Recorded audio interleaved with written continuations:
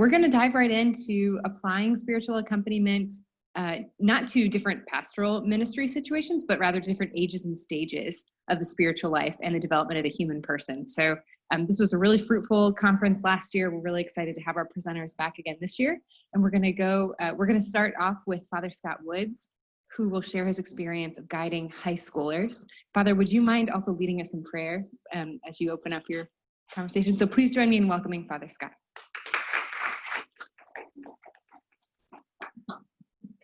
In the name of the Father, and the Son, and the Holy Spirit, amen. Heavenly Father, we are so thankful to you for all the many blessings and graces that have shaped and formed us over these years and have brought us to this point, and our desire to serve you and to lead others to a deeper intimacy with you. We ask, Lord, that you may open our hearts and minds to be even more receptive to all that you wish to teach us, all the ways in which you wish to stretch us, all the ways in which you wish to fill us with your grace, your love, your mercy, and your truth. In receiving these gifts, may they be made fruitful in our lives, in our ministries, in our families and marriages, in all the relationships that we have and will have in the future. In this we pray, the Father, the Son, and the Holy Spirit. Amen.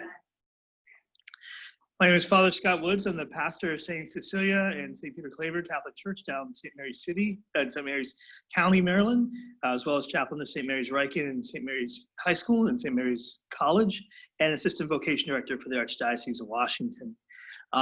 Over these years, I'm a convert to the faith. I went to, thanks to Archbishop Carroll High School right there, where I went to high school, and converted in the seminary right after high school. And very quickly, I found that there were, the Lord had given to me particularly, I think, a call to work with young people. And I think, you know, this continued to develop, and I found just had an easy way of talking with them. And I'm like the last guy, I'm like the nerdy guy who never really, it's not that funny. I'm like the guy who wasn't into sports and any of the things that you would think of for someone to work. It just shows how we don't have to fit a certain group or a certain way of looking or having these certain gifts naturally that others might associate with working with a particular group. The Lord has often showed me that he works best through my weaknesses, best through even where I'm insecure, where I know I don't have it all together. And that impels me to trust him more, to listen to him better, and to allow him to take the lead. And this has certainly happened with spiritual direction. Two of the things I was most scared of in priesthood, therefore I knew one I couldn't avoid, which was confessions. I couldn't avoid listening to confessions.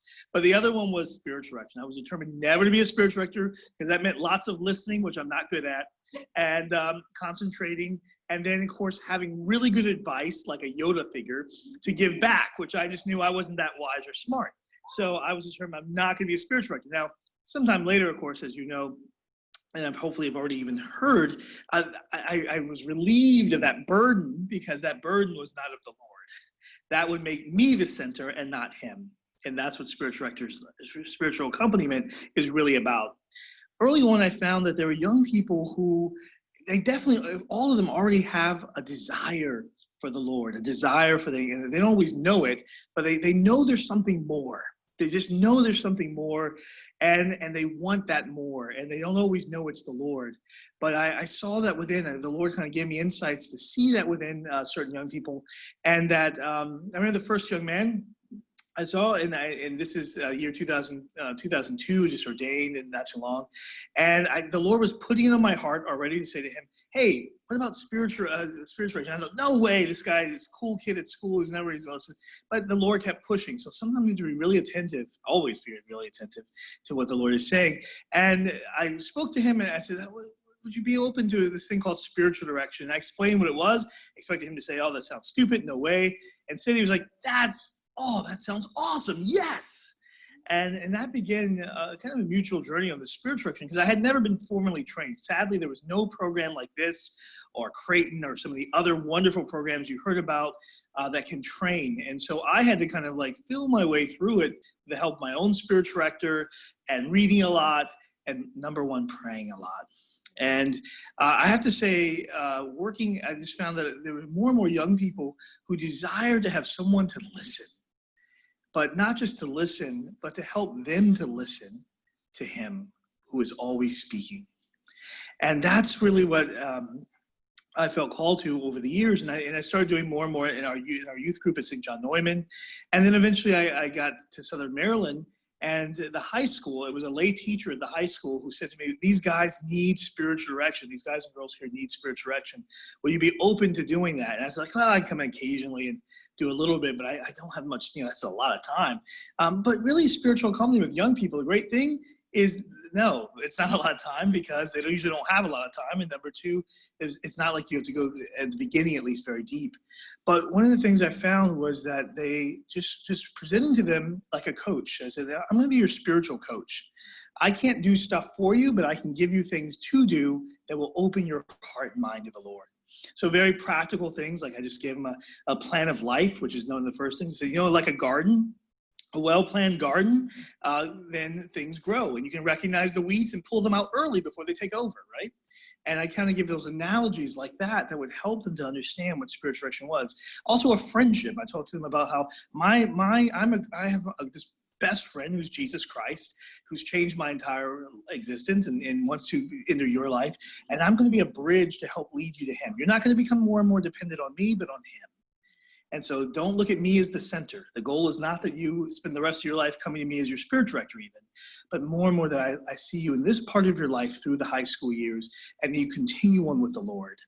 And what I found very quickly was that at first it was interesting. It was all these sports guys that were like the ones you normally can't get, who were like flocking to this, thanks to having a key person, a good teacher, a good theology teacher, who was sending, and then the counseling staff heard about it, and they started sending people too, and a greater and greater diversity of young people. Now it started off as mostly guys, and then eventually became more and more the young women, as the guys often recruited their girlfriends because they were finding Christ and say, oh, she needs this, and then they started recruiting their parents and then teachers, and now at the high school we have probably, I think we're around maybe about 250 students in spiritual direction. We had to recruit more priests to come in who volunteer their time. First it was difficult, but now as priests come into the area, they're often call me and say, hey, I heard about the great things happening over there with spiritual direction. I want to get involved. And so it's really had a transformative effect upon our high school in a powerful way. The kids pushed for daily mass, so we have daily mass now because Catholic and non-Catholic kids attend daily mass 5 days a week because they've been so impacted by the Lord in their life. Every year we have 5 to 10 converts come into the faith, and more vocations. We've had, I think, altogether, we've had about 20 go into priesthood, into seminary and religious life. Some have just started out and they're now married or they're doing other things. But right now, I think we have about 9 in the seminary and 2 in the convent. 20 altogether in the last, I guess, 6 or 7 years. God's grace, all that God. But the Lord, but that's it, being vessels. And that's what the Lord's really asking. Because sometimes I think people hear that and go, oh, there's no way I can do that. Yep, there's no way I can either. But God can do all things if we allow ourselves to be those vessels and recognize that he puts at our fingertips, through programs like this and others, everything we need to allow him to take the lead. And that's one of the greatest things I learned as a spiritual director, is that our Savior, he wants us to be attentive to him, to help them to be attentive to him, and then he will give us what is needed to guide them closer into a deeper intimacy. And so that's what we've been doing over these years, and by God's grace, lots of fruit. Now, people often say to me, how do you practically do that? Well, it depends on what you're in. Certainly, if you're in a parish, a good thing to do is get the youth minister involved, or if you are the youth minister, to encourage young people to say, hey, how would you like to go deeper with your faith? That's a great way to present it, deeper with your faith. Then there's this wonderful thing, spiritual direction. And again, having analogies like the coach or the helping to build a friendship with Christ. Then giving them a small plan of life. Obviously, you have to start very small. I usually have them pray 3 times a day, some prayers in the morning, afternoon, and evening. And I have an outline of that can later on we can give out to you. But it can vary depending on where the person's at. Some young people, of course, already have a strong prayer life. Others don't have any at all. Then the other thing is patience. So often the ones who, we look for immediate fruit. And what do we see today's saint? Today's saint was a guy who the Capuchins said to him, "Oh, you can't get her in. You're just kind of crazy wild and everything." But one was very patient with him, and it sparked his conversion. And I've seen this with the Lord, how he works sometimes through years. Sometimes it's taken years before I see any fruit. And actually it's after me with somebody else that suddenly they have the big conversion. I'm like, oh, and the Lord reminds me, hey, it's not about you. I used you where you were needed, right? And so it's just this beautiful thing of recognizing I may only have a small part to play in first opening their minds or hearts to the Lord, and the Lord will take the rest. And so really having that patience also. And then also just keeping them very connected with the sacramental life. Because as we know, one of the biggest things we found was that so many of them weren't even going to Sunday Mass. So like the bare bones basic, encouraging Mass every Sunday, encouraging going to regular confession. That's something we do. Even the non-Catholic kids, we say, we can't give you absolution, but we encourage you to still go to confession, to still confess your sins so you can get advice and so that you can know the mercy of the Lord. And they love it most of all. I remember one young woman saying to me, I said, oh, you're going to a Catholic school, but you're Baptist. And she said, yes, but I want spiritual direction. So that she changed her whole college focus because she wanted to continue this particular growth in the Lord. And what God will do from there, I don't know. I lost contact. But sometimes years later, I'll hear of how some are doing. It's amazing to hear what the Lord is doing in their lives. Some, of course, fade away for a while, fade out, and then they come back in. But if you can give them a good foundation, because we know we're losing most of our young people between, they say now it's even middle school through college. That's where the far majority of our young people are being lost. What we found with this program is those who enter spiritual direction stay through even a little bit, much higher chance. I don't have statistics on it, but much higher chance that they not only stay in the faith, but they stay active in their faith because they've come to encounter the living Christ. They've come to encounter the Lord, and not just through a particular, because of the spiritual director, whether a priest or religious or laity, but because the spiritual directors allow themselves to be that vessel that the Lord wants. And so I just want to really encourage you, again, not to think you have to have special gifts or talents. It's not about me, it's about him. And we're going to be just like that stained glass window, allowing his light to shine through. The more receptive we are, the more reflective of his light will be in the unique ways and gifts we have. And to really trust that the Lord can do amazing things despite your own whatever is not all perfect within you. And this is what I found. This is why I think for me, at first I used to think it was all about what I'm giving. But I've recognized more and more that being a spiritual director has changed my whole relationship with the Lord and challenged me to go much deeper. A number of times, areas where I'm struggling or dealing with things, and the Lord will have the right things spoken to that person. So it's not just that I'm receiving to give, but I'm even listening still to the Lord, even through them. I've been amazed by that, how often the Lord's done that with me and helped me or encouraged me through the holiness I get to experience, because it's a very sacred thing to work with young people and then to be able to see them through a lifetime, see them through part of their life, important part of their life. So I just want to encourage you to be open to that, to encourage that, and to always pray that more people will be open to being spiritual directors. Right now in our county where we are, we're pretty much overwhelmed with requests. Many of these young people have even recruited their families, whole families, into spiritual direction.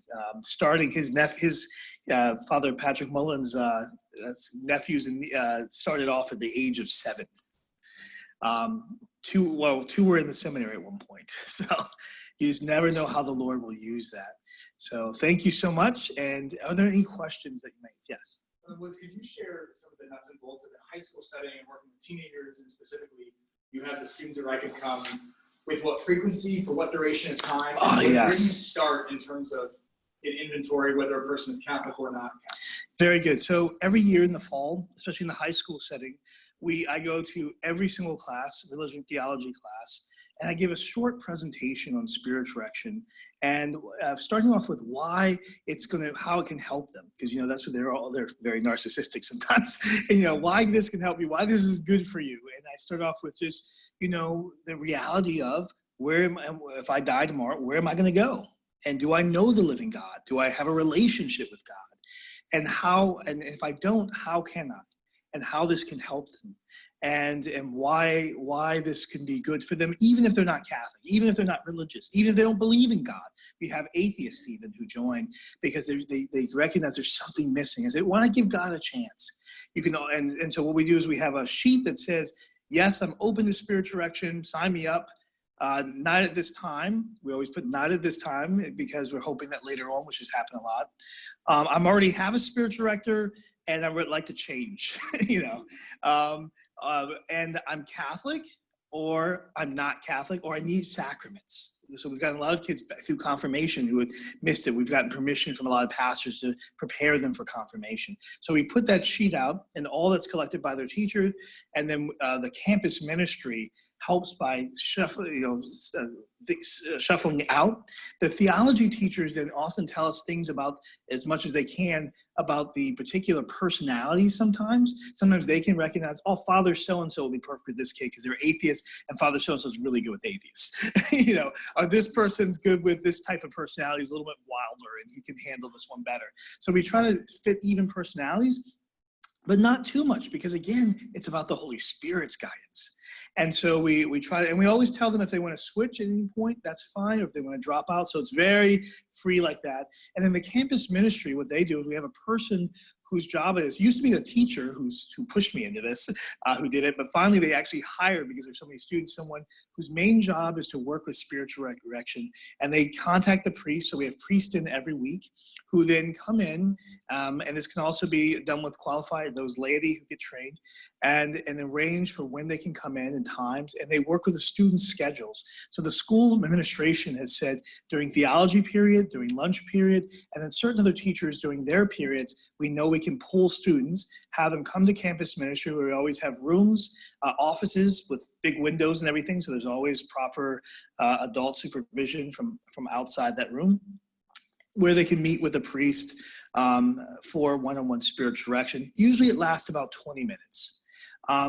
The more, I hate to use the word advanced, but those who've moved in depth in the relationship, usually over 3 to 4 years, sometimes I'll meet with them after school and campus ministry, but with campus ministers there, again, on the premises, so that we always have multiple adults there who can be there, because some of them can be an hour long. But that's, again, those who've been in longer and really gone deep with the relationship with the Lord. So about 20 minutes usually is all we meet. I try to meet every 2 to 3 weeks with them. Now that can seem a lot, but it's important, because remember, if they get off track, they usually stay off track for a long time. And so it's important every 2 to 3 weeks to check in with them. How are you doing? Because it can get them back on track if they're off, or it can help them steam forward. So we try to do every 2 to 3 weeks. Right now we have 9 priests who help out at the campus. And we're hoping more and more laity get qualified, go through programs like this so that we can have more laity get involved, because there's way too much for the priest. The demand, we usually have a waiting list of students trying to get on for spiritual direction, because there's so many desiring this gift. Also youth groups. That's the other thing. Most of my kids in my youth group are in spiritual direction. And something I do is around, usually just around those teenage years, I find an important time, or even before, so that they already get used to speaking about the things of the Spirit and speaking about the areas where they're struggling in following the Lord, struggling in virtue. So they build that relationship of trust, and that way you can see them through those rough years where all sorts of things can come in that can really knock them away from the Lord. And so I have most of the kids in my high school youth group, especially in spiritual direction. What I do normally, and maybe you can ask your priest, or you can do this, and again, another person to watch the youth group, is I have, during youth group sessions, I just pull them aside there, and we meet on the side. Again, always have adult supervision, but we do spiritual direction. I spend most of my youth group now just doing spiritual directions and hearing confessions, because that's a big one. Any other questions?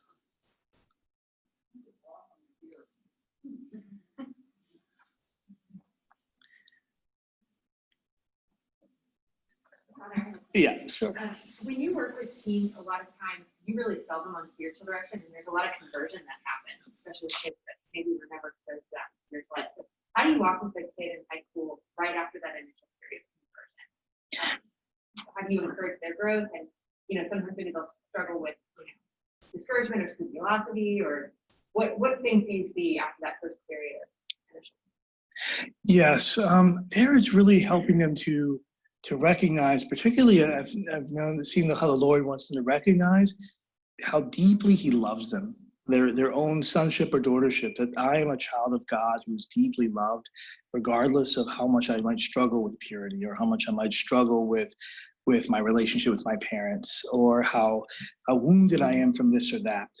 And that I'm therefore not defined by my falls, by my sins, by my struggles, by my bad habits, but by my sonship, my daughtership in the Lord. And that really that turning more and more to the Lord, the trusting that, Lord, you're going to get me through this and over this, and it's going to take time, because I'm when they have those fits and starts, but you're going to be with me through it all.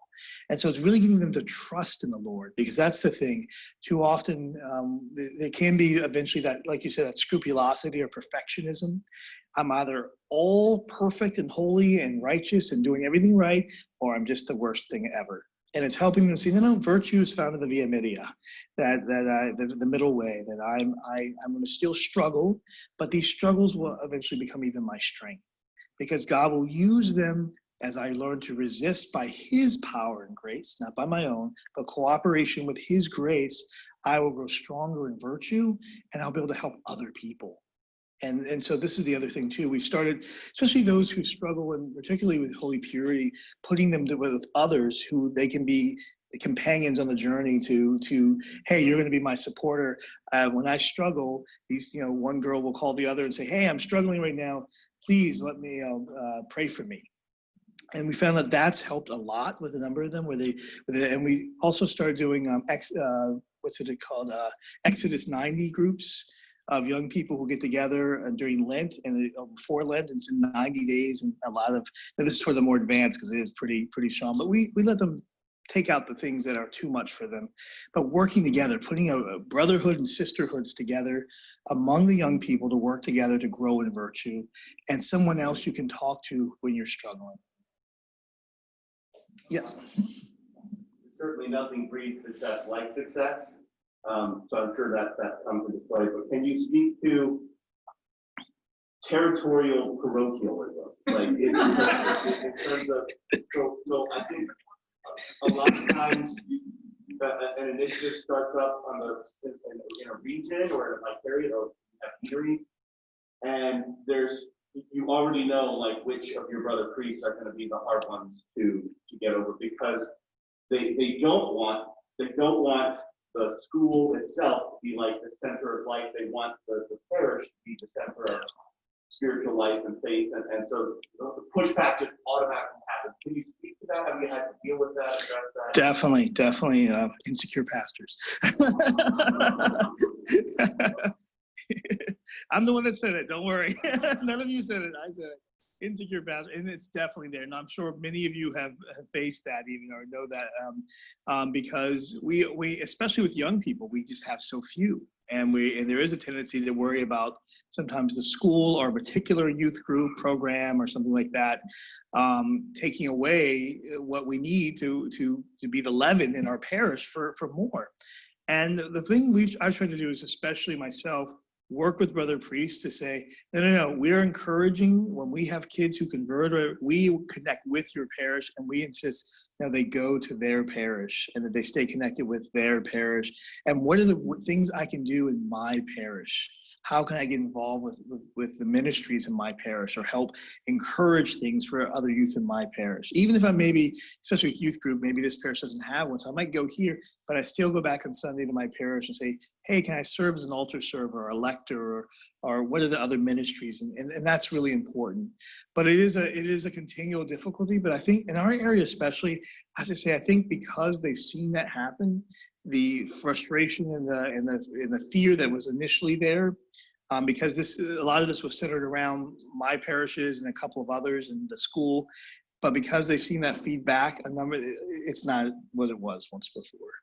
But it does take some time, and it takes addressing it directly, because sometimes we talk around things, but we don't say this is my worry, or this is the worry I think you, my brothers and sisters, have, and we need to just directly address that. Great, thank you. I'm sorry I have to get back to the county 4:30 mass, so pray for me. Good,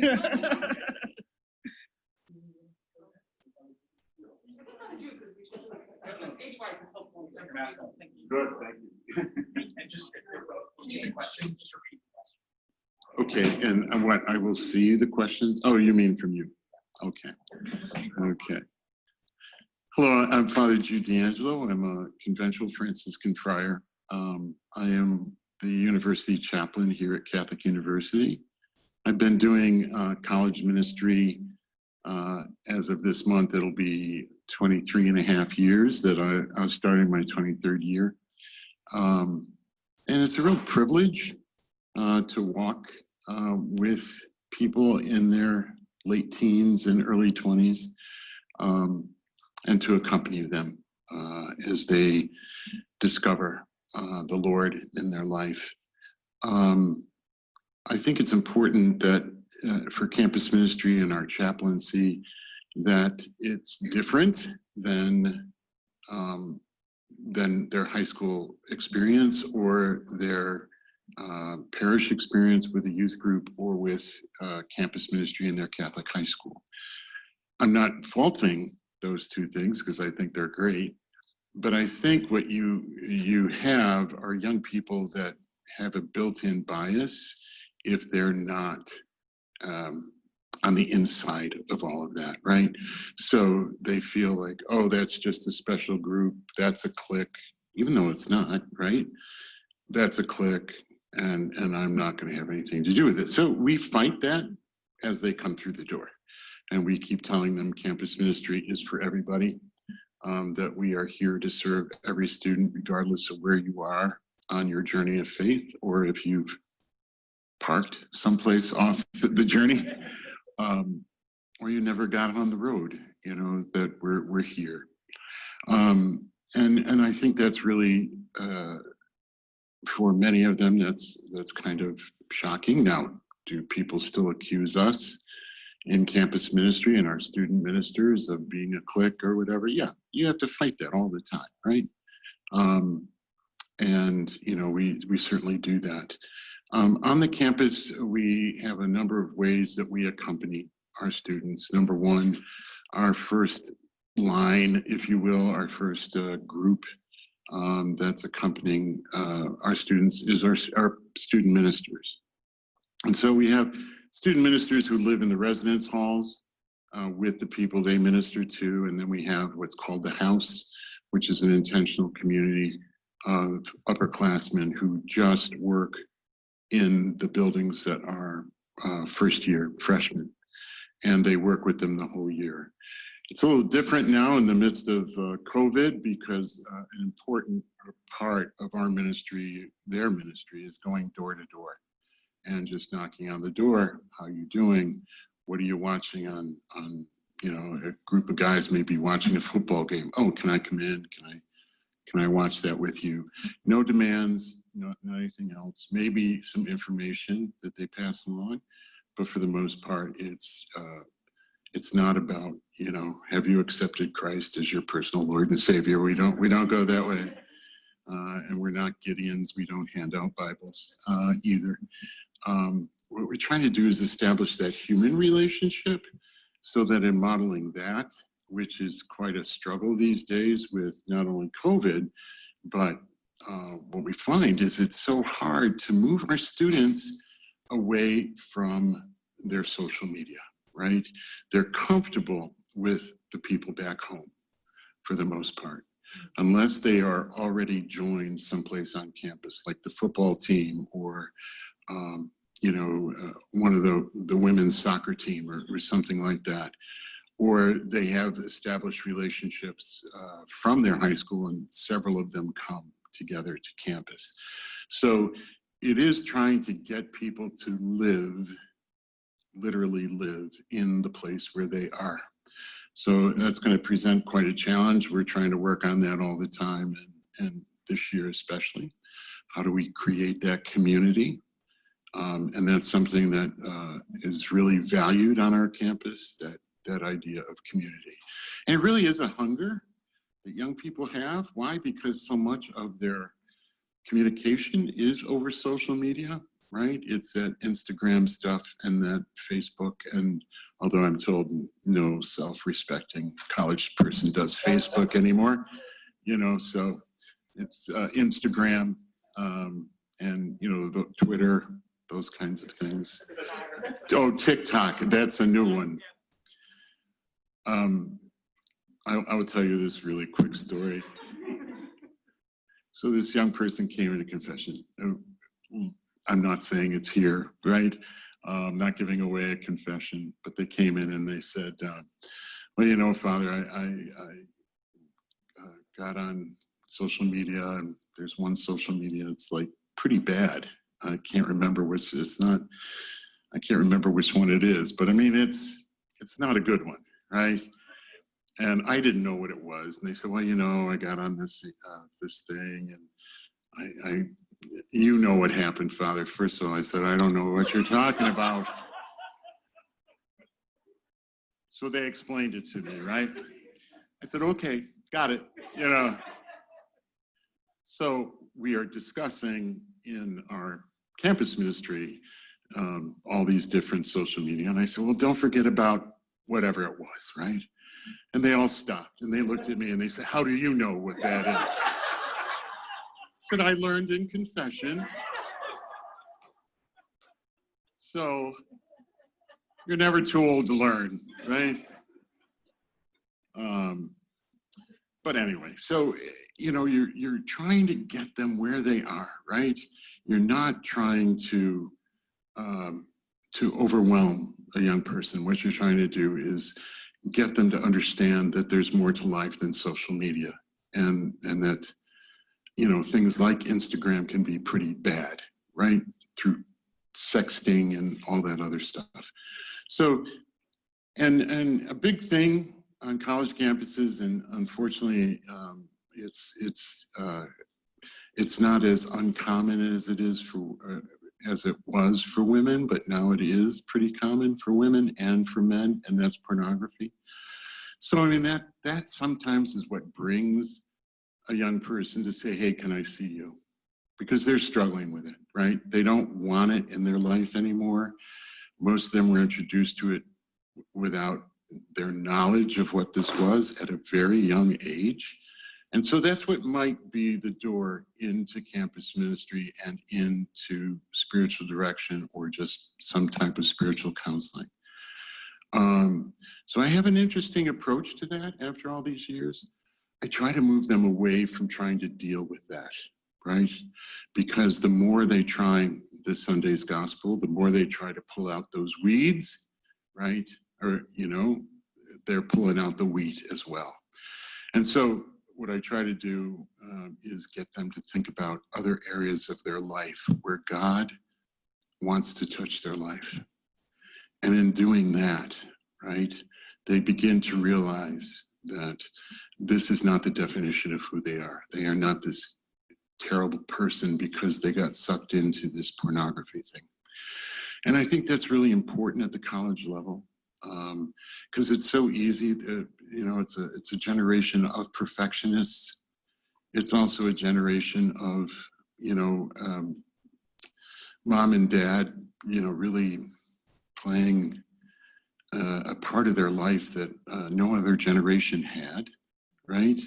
And so it's hard for them to really grow up, quite frankly, because moms and dads, they love their kids. And I think we've been on this since 9/11, that they really, moms and dads want to protect their kids. Well, you can't protect your kids forever. They have to fail, and they have to learn how to deal with failure and get up and walk. So there aren't instant cures to things like pornography or to other things. You know, we find that many of our students in high school have already had sexual relations, right?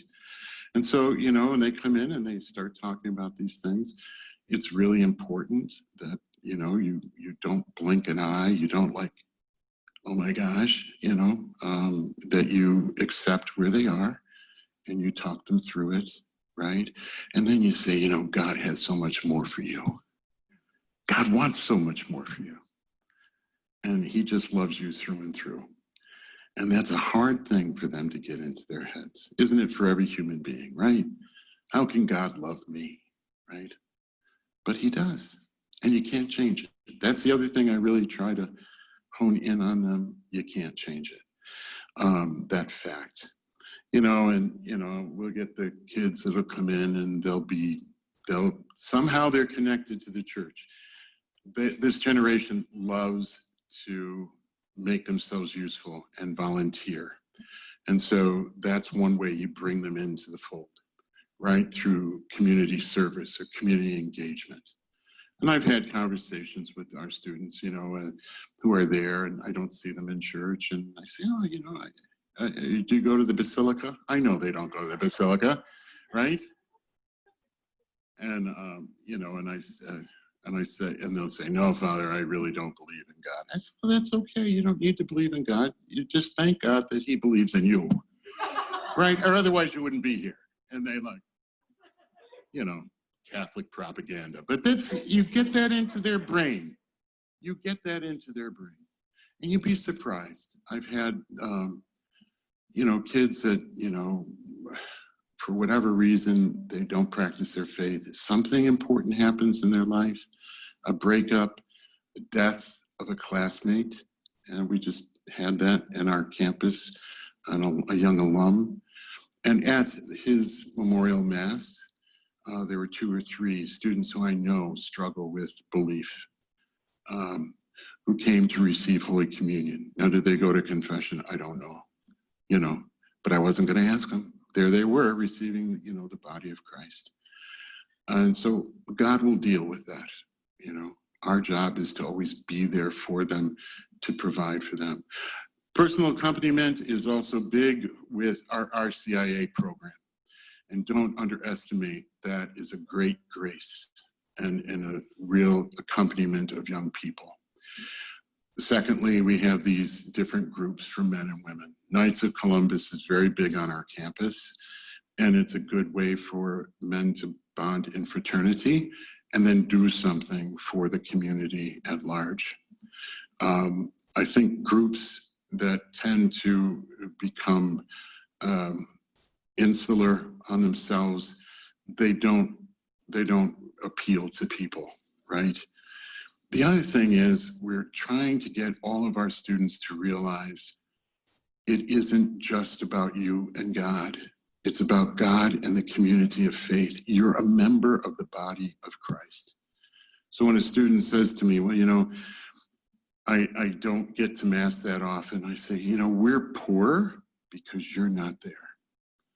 We are less because your gifts are missing. And they look at you like you got 3 eyes, but that's all right. You have to get right in their face, but in a way that lets them know how important they are to the body of Christ, to the mission of the church, etc. We're always trying to get our students to realize it's not just the I-thou relationship, right? We have a number of students, that's their vision, right? But that's not what the church is calling us to. It certainly isn't what Pope Francis is calling us to. He's calling us to that personal relationship with God, yes, but to spread that good news, right? And I keep saying to them, look, priests, religious, our job is not to go out there in the workplace and bring the gospel. It's your job. It's your job to do that. And you'd be surprised how much when people find out that you are an active Catholic Christian, they might make fun of you, they might do all these things, but guess what? They're the first ones to line up and say, hey, can you say a prayer for my mom? Can you help me get through this? And that's so important. And we underestimate the value of lay people's mission and ministry. And we've got to get away from this thing that it's, we've got all the answers. No, we don't. We have a lot of questions just like everybody else. And there's only one who has all the answers, and that demands a personal relationship. So another big area that brings people, how am I doing on time? Okay. Another big area that comes to mind that brings students is questioning their sexuality, right? And so that's big on college campuses today.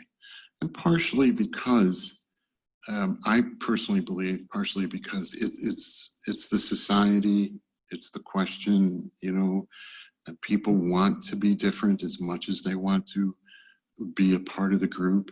So these are never easy questions, but it is a matter, I think, of helping a young person understand that they are, in fact, a child of God, as Father was saying before me, and that God loves them. I never had a kid come in and say, can I have a homosexual relationship?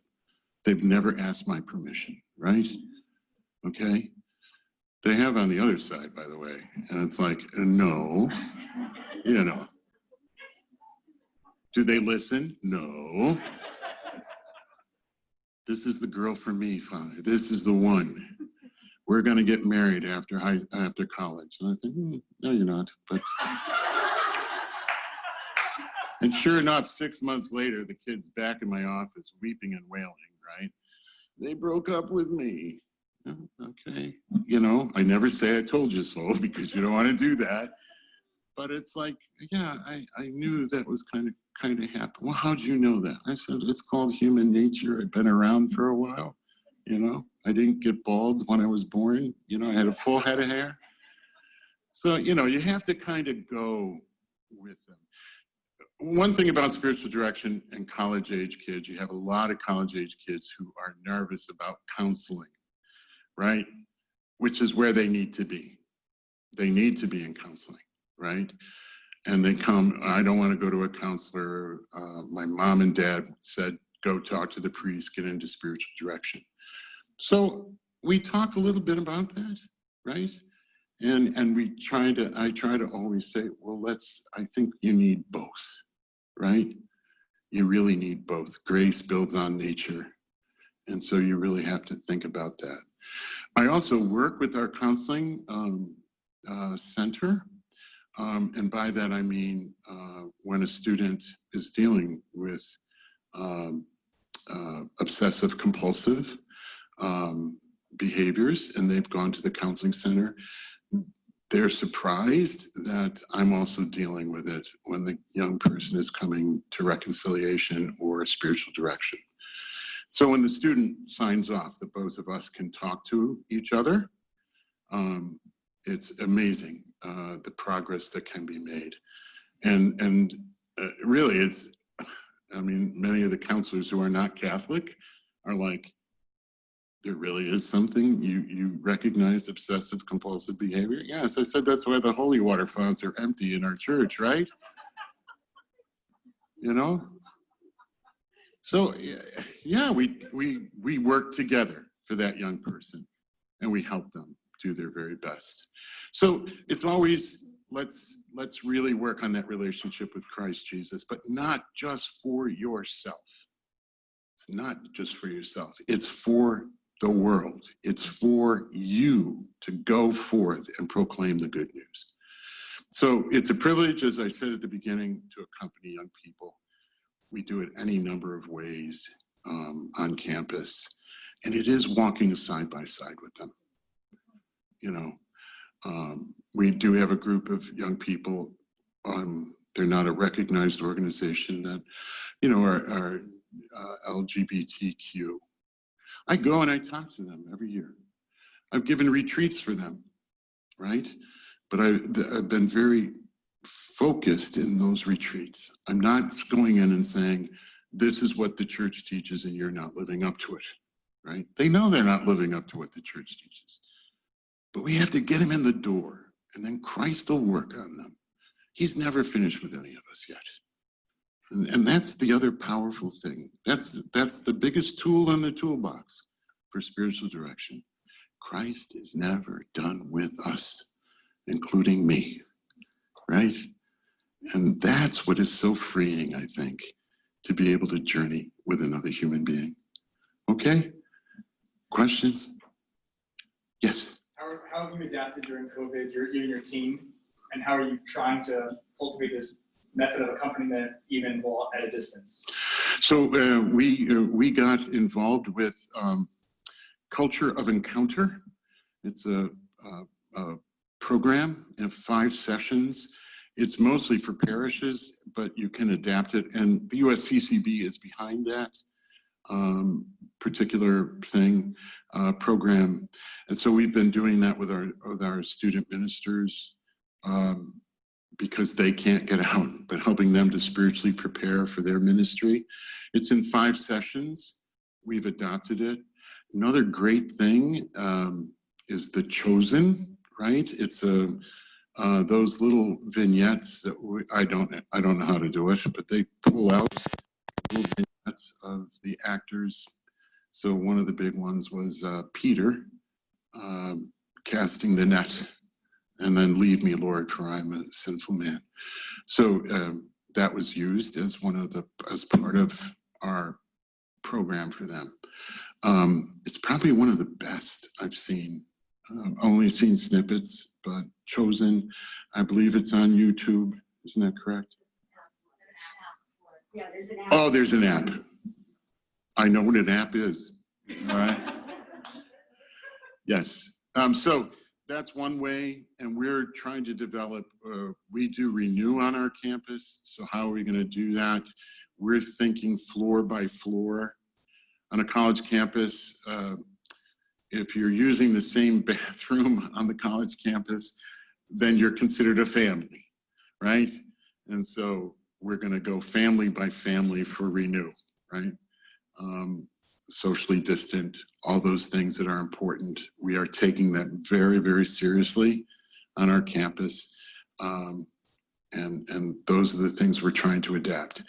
We're also moving, for as long as we can, masses outside under big tents. And adoration probably too. So those are, legitimate things that we're attempting. And then when we have to go inside again for masses, we don't have a chapel that can accommodate 250 if we ever get there. It can accommodate 250, but not with social distancing. So we are going to, the friars are committed. We're going to have multiple masses and students will sign up. But the Eucharist, what can I say? You need the Eucharist. You need him in your life. There's nothing better, right? And so we need to make sure the Lord is in their life. Okay. Oh, fine. Father Jude, thanks for your presentation. It's great when a kid or a student, comes from a vibrant parish or youth ministry and they're already popping off, ready to go. I personally have a soft spot in my heart for like the really weird kid, who's doesn't quite know how to fit in and integrate. Do you have any wisdom or experience or even a sales pitch for the high achiever that you kind of alluded to, the generation of perfectionists, the ones that you keep inviting and they keep throwing up the barriers of like, I'm overcommitted, I'm saturated, I'm too busy. And it starts already, like, they're not even working per se, or maybe they are part-time, but how do you get your way in with the high achieving type? I think that you have to wait for them to fall, and they get so committed to so many things, and some of them may be faith-based organizations that they get involved in. But once they get that first C in college, then they're at the door, right? I've never gotten a C in my life, right? And how did I get that? Let's talk about that. So I do think that, again, it's in God's time, Father. I know that's not a really great answer. But the other thing is we're also blessed because the Basilica is right next door. And so I know that a lot of our overachievers go to the Basilica because it fits their crazy schedule, so they'll go to the Basilica at whatever early morning mass. Most college students do not believe the sun comes up until noon, but we do have those that are, it's up at 7. So they go over to the Basilica and then they'll start studying, right? But they eventually get to that point where my life is not full here. So what's missing? What's not there? And so hopefully what we do is we have that answer through ministry. It's also, I will say this, a kid comes into my office or into our office and says, I'm depressed, right? Of course, you're saying, well, you need the counseling center, right? Or they're on counseling already at home over Zoom or whatever. I say, you know what? I'm going to help you out, right? The first thing you're going to do is you're going to go on a homeless food run. And they're like, what? You got to get them out of their mind. You got to get them to realize, you know what? I have problems. They have problems. There's life out there. And people with problems, even mental illness, can still function, right? And so that's a big one. And I really believe that, you know, and for the perfectionist as well. Go out there, volunteer. Get to see your brothers and sisters and learn from them. That's really important. Okay. One more question. Yes. Yeah. Hi, Father. I really love your whole thing about meeting people where they are, especially with the student ministers who just like relate the key life to life way into the way. At what point in your accompaniment or your spiritual direction, especially when you did retreats for like at what point do you go from I love you the way you are, but I don't want you to stay this way? At what point do you actually say the truth? At what point do you know, so like you don't, it doesn't look like it's okay what they're doing, even though God loves it. So at what point do you draw the line and having a conversation, like a real conversation, like, okay, I know that this is hard for you, but we do need to keep moving towards heaven. So yeah. So I'm of the mindset, and this is probably, I'm probably stepping on thin ice here. I believe that this generation and their parents as well, many of them, not all, but many of them, it's invincible ignorance when it comes to sins of sex, right? They don't get it. And they know, they have this idea that what the church is constantly saying to them is, you're going to hell because of the way I love. No, I know that's not right. You know that's not right, right? But you're constantly bringing them into that relationship with Christ. And I truly believe God works beyond me, and he works in the life of that person. I pray that, yeah, that they also discover a different way for their life. And I mean that. And they know that I teach what the church teaches. I'm real clear with that in whatever I'm doing. So it's not that they have to guess, oh, Father, he's a little lukewarm. No, I'm not lukewarm, right? But that pastoral approach is what's going to break them down. And the pastoral approach says, here's this man, he represents the church, he knows what the church teaches, he believes what the church teaches, and yet he's talking to me. Maybe I need to find out a little bit more about this. And that's kind of a question, you know, all the way through. So it's individual more than anything else. It's a tightrope walk. But that's been my approach. And it's not like, oh, Father, isn't he cool? No, they know I'm not cool, right? They know that, you know, but they also know what the church teaches. They got it. They just don't understand that teaching is what gives them life, right? Because we got so many priests, God love them, who are up in the pulpits telling them they're going to go to hell. And I keep saying to our students, your sexual expression is not the sum total of who you are, right? So that's really clear. They'll say, you know, my sexual orientation is I'm gay. Oh, I always say to them, oh, you know what? Mine is toward God. Isn't yours toward God? Our orientation. You get them to think outside of all these labels that even we have in the church, right? Homosexual, heterosexual, gay, straight.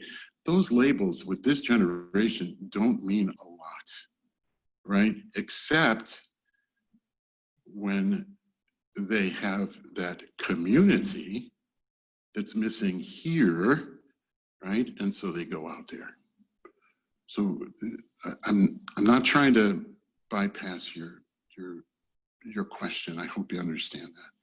But it's really critical that we know that life is so much bigger than sex.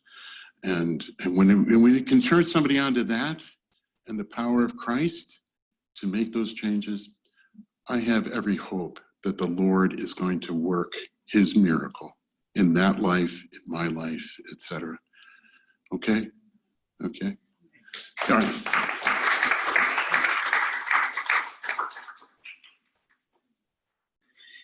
As someone on the administrative side of Life at Catholic University, I am so grateful for the campus ministry program, because it amazes me what kids will tell you these days. So, I'm talking to them about failing class and, oh, well, my girlfriend, we broke up and she's dating my best friend, and on they go, and they tell you everything. And it's like, okay, but you have to come to class and you need to do passing work, but you can go talk to the folks at campus ministry about all that other stuff, and they'll help you work it out. So it is so important. So my focus is to be adulthood, which I guess is 22 to 102, it seems like. But what I want to do is I want to focus first on accompaniment, not spiritual direction, because we've heard a lot about spiritual direction. And I think that our brothers and sisters in the Lord, our friends and family members are desperate for experiences of accompaniment. And then three common characteristics that I have found both in the spiritual direction that I do and in the accompaniment of friends that are issues in adult life that open the door right to a deeper relationship with the Lord. The first is this idea of how do we help people see the value of accompaniment. And I was really struck a number of years ago in our RCIA program, a young woman. We were asking them to introduce themselves and say why were they interested in exploring the Catholic Church. And she said, I've been realizing over the last couple of months that with my closest friends, we never talk about anything seriously. And I said, well, what do you mean by that? And she said, we can get together and we can talk about a manicure, pedicure for an hour. And she said, and we don't ever go deep. And shortly after that, my sister, who then was the mom of two middle school kids, one of her sons was on the traveling soccer team. And it was a new school that they were at. And so she thought, oh, this is great. I'm going to sign up to go on the weekend trip, meet the other moms. And so they settle into the hotel and the guys had gone off to practice. And she came down and she said, hey, who's going over to the field? And one of the women said, oh, no, Les, this is our time to drink. And she said, what? And she said, this is our time to drink. We don't have to drive. We don't have to deal with the kids. They come home and go to bed. We drink. And she was like, for the next 2 days? Like, that seems... And she said, honest to God, they sat in the bar and drank all afternoon. That, and I don't know if you've seen the statistics, but the largest killer now of women between 25 and 45 are issues related to alcoholism. That's a lot, right, of unhappy women who don't have a sense, right, of community or friendship. So my challenge to you is, how do we take those things like the book club? How do we take the parents who we see coming in and out of dropping their kids off at religious education? How do we take some of our siblings who we know are struggling and help connect them to the kinds of relationships and conversations that we want accompaniment to be about? So what are the opportunities? I think that the first obstacle we need to break through, and this certainly comes more from my experience of women, and so I'd be really happy for the men folk here to nuance it or maybe to add other things.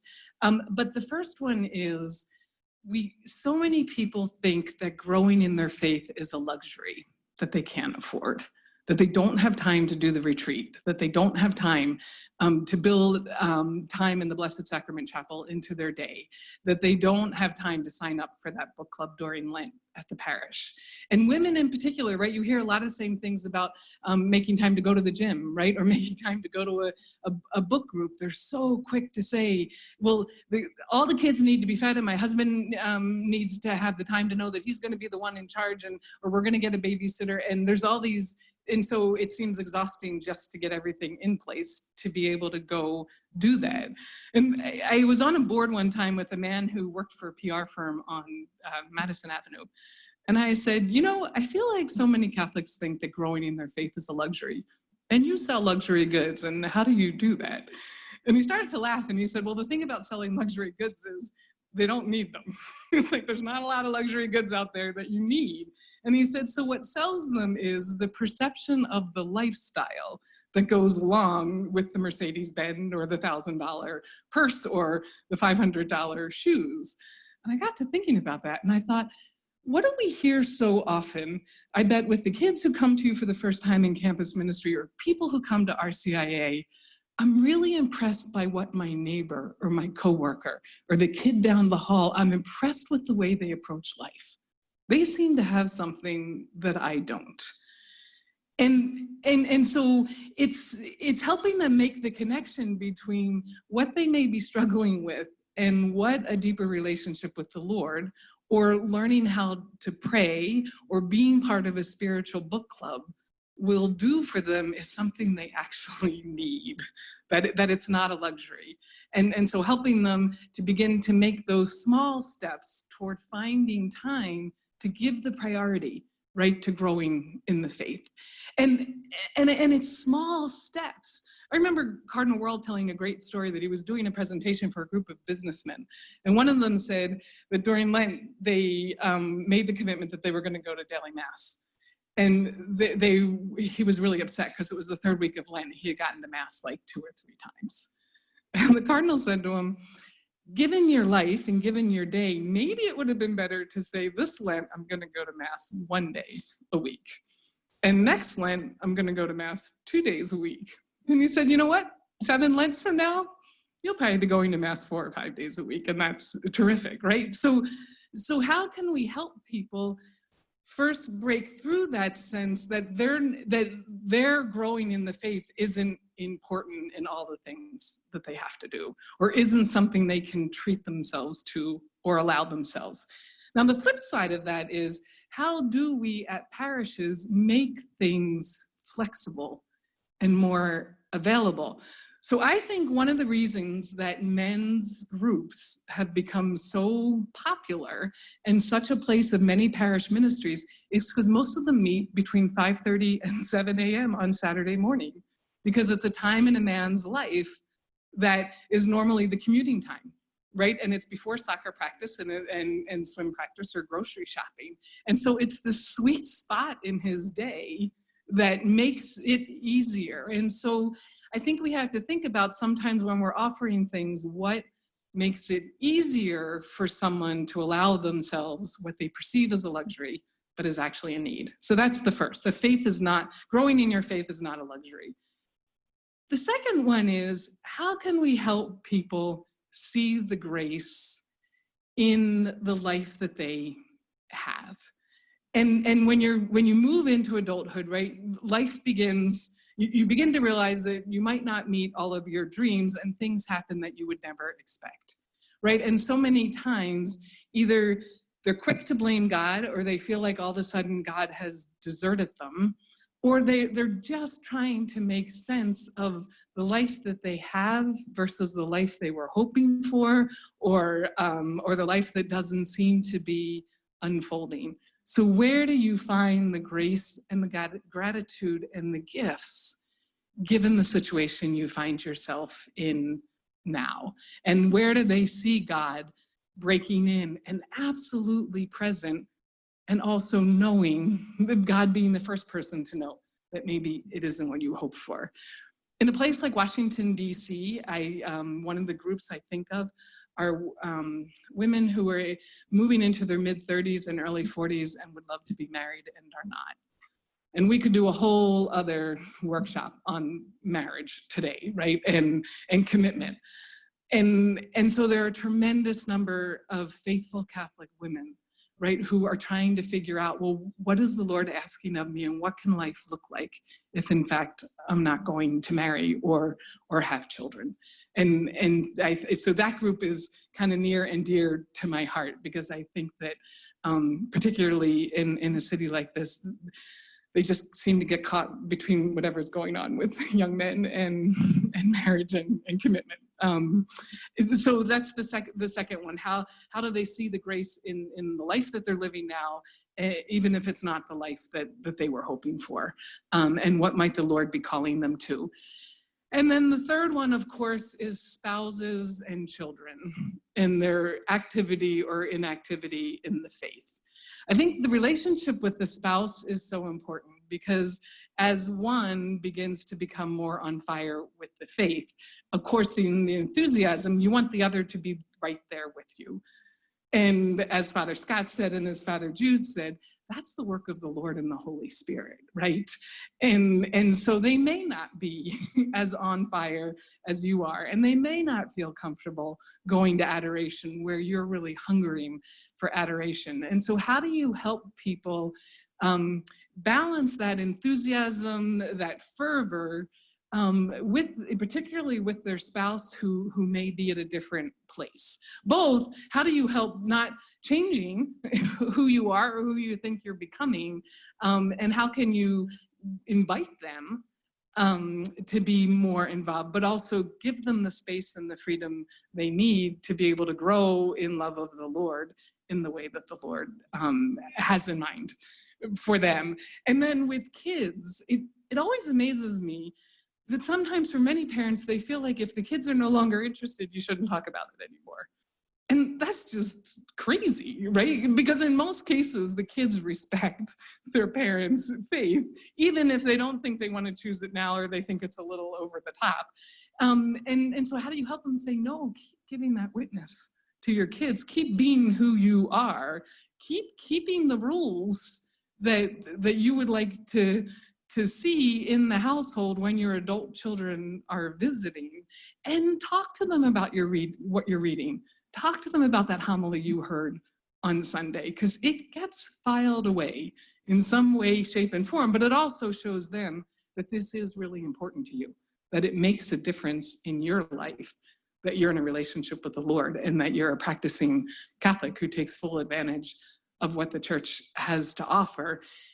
And not to stop asking them, right? What are they thinking about? Where do they feel the Spirit moving in their life? Do they pray? And saying, if you're not praying a lot, could you at least pray for grandma? Or could you pray for Aunt so-and-so, who would really welcome your prayers? I mean, to just help them to see that that's a living, active, important part of your life. And be ready also, I think, to tackle the tough questions with them, at least not to be afraid to say what you believe. And you believe it because of your experience. In one of the first things I think that Jonathan and I did together, we did something for parents of young adults. And one of the mothers said, I don't know how to talk to my kids about going to Mass on Sunday. She said, it really upsets me that they won't ever come, but I don't know what to tell them. And so whoever was facilitating at that time said, well, what have you said? How have you begun? And she said, I don't know what to say about why Mass is important.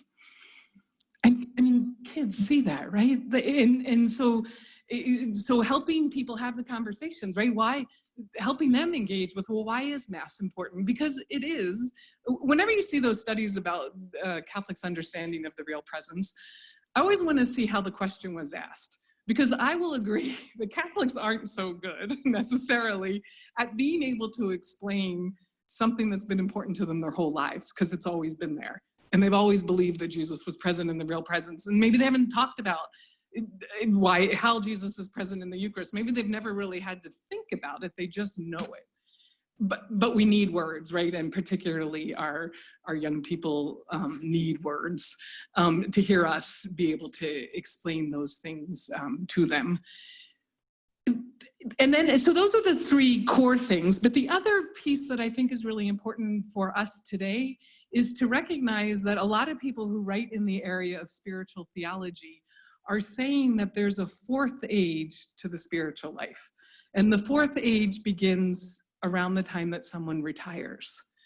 Because with health, and we'd like to say, particularly in a country like ours, where people are well fed, right, and have jobs, you may live for 20 and 30 years from the time that you've retired, and you may be healthy. And so it's a time that all of a sudden people start to ask, well, what am I being called to now? How am I going to spend my days? I mean, you can only golf so much, is what you hear a lot of men say right after the first couple of months of dreaming about having this chance to golf every day. Or the kids live far away, right? And so you're not engaged in babysitting the grandkids as much as maybe you thought you were going to be. And so it's a really ripe moment, and happily, that's when we see a lot of people start going to daily mass. That's when we see people turning to the church and saying, hey, I've got some time. I'd like to help out. What can I do? But more importantly, are we also helping them deepen their prayer life, right? Are we reconnecting them with some of those devotions that maybe have not been a part of their adult life? And I would say, are we preparing them for aging and for death and for losing people they love? My mom is 91 now and has fairly serious dementia.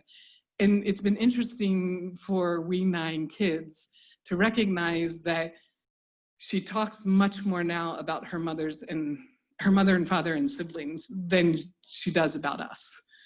And one, it's because that's the memory that's still there, but also she's the last. And so she feels like she's alone because her husband has died and her parents have died and her siblings have died. So it's very humbling as children. But it's also, it makes so much sense, right? When you've lost everybody who was in your life from the very beginning or the longest, your kids certainly have a place, but it's the change in worldview, right? And I would imagine it's the final realization that you're closer to death than you are to living. And so are people fearing death? I mean, we've seen in this pandemic, right, a lot of those really important questions come up. The fear of dying alone, the fear of not being present when someone we love is dying. They're good questions for us to ask ourselves, because even without a pandemic, our culture is such that we don't talk about death.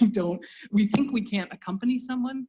And so just that aging process, but particularly being present. One of the things I've been so pleased that my mother's community is doing is the psychiatric social worker is visiting every one of the dementia patients every day, because they're living in pretty serious isolation in their rooms, to just make sure, right, that they're okay, to help them make sense of what's hard to make sense of. But I think we have to, we who are the religious types, as lots of our friends call us, have to not be afraid to raise those more difficult questions, right? And again, to remind people of God's presence, and that you'll never be alone, even if people can't be with you, because the God who loves you is there with you. So, but we need more at our parishes, I think, to break open and to prepare spiritual direction for the time, for that fourth age, right? When people all of a sudden have the luxury of time and may be distant from those who are closest to them, and are beginning to think about some of the ultimate questions that relate to the faith. So those are, some of the things that I think are consistent, particularly in the lives of women in adulthood. I know you work with both college students at Catholic U and have in parishes, but also older adults. How do you walk with those people differently? What are some a couple ways that you walk differently with people? That's a great question. So the question is, since I am on a college campus and work with college-age students as well as adults in the parish, and even older people, certainly my mom and her friends, how do I accompany them differently? And I would say, I would echo so much of what Father Jude said. I mean, with the college kids, you just have to let them feel comfortable and let them talk. And I feel like, particularly as the theology teacher, right, you sort of have to propose everything as an idea. Don't you think this is a good idea?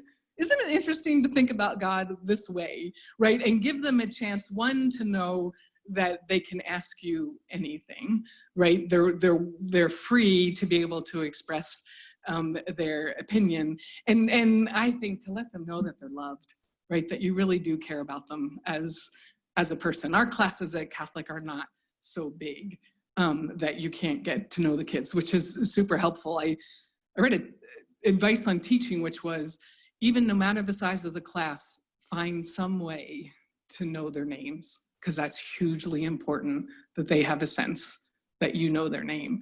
And you get a class of 30 or so, it can take half a semester if you really work at it to get the names and the faces down, mostly because like there's 4 Caitlins and there's 3, right? But you can tell the difference. You call them by name. And what's great is then when I see them outside of class on campus, hey, great to see you, Rose. So that part, I think, is knowing that you're interested in them is really important. With adults, Megan referenced this in her talk yesterday, and I think that this is important. If you make an appointment to get together, barring something, keep that appointment.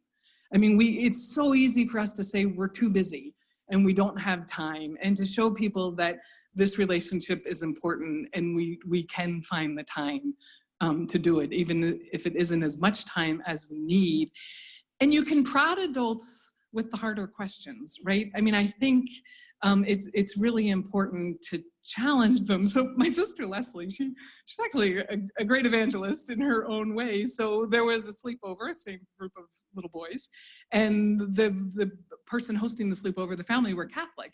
So she says, hey, are we gonna meet at Mass tomorrow morning, or do you want me to come and pick Sean up before we go to Mass?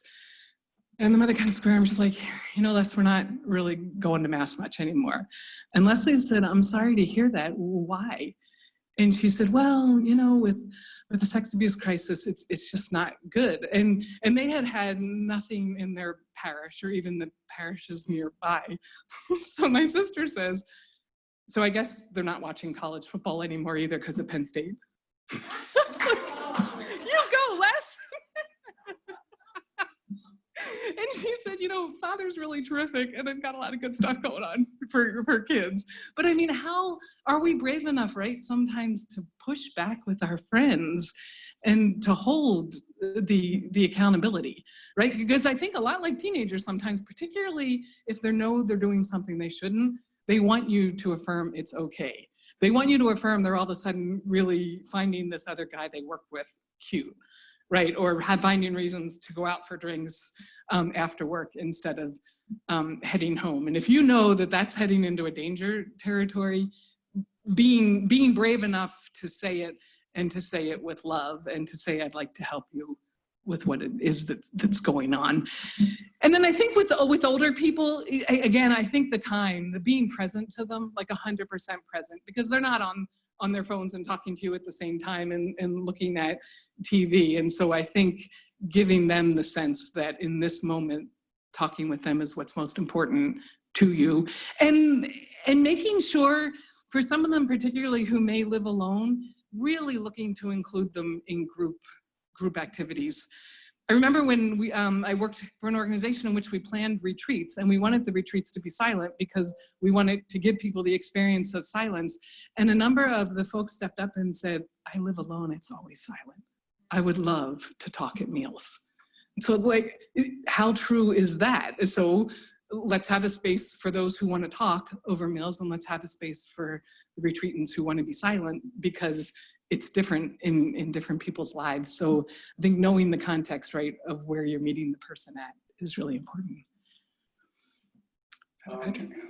While this is kind of targeted at YAs, young adults, I'm sure it applies to much broader age demographics, but it seems like there's often a natural separation, parting of the sea when it comes to singles and married couples. That even if you start out that way, they come to the first couple of events, it seems like one or the other kind of starts falling out. Is it a fool's errand to try and have a young adult group that is open and capable of including both of those parties? Not at all. I would say one, young adults, I think, desire to want to be both with married couples and with single folks, so that young adult ministry doesn't feel like it's a dating service, right? Which is sometimes the pressure that people feel, that everyone's there looking for their life partner rather than enjoying what the event is. And I also think what better way to learn about marriage and married life day in and day out than listening to people who are just entering into it, right? You may have your parents' experience, you may have an older sibling's experience, but how great to be able to have a contemporary's experience. So I feel like it's what young adults would be interested in, and I think it's so helpful in terms of them seeing what a real relationship looks like in real life, and not idealized in our minds.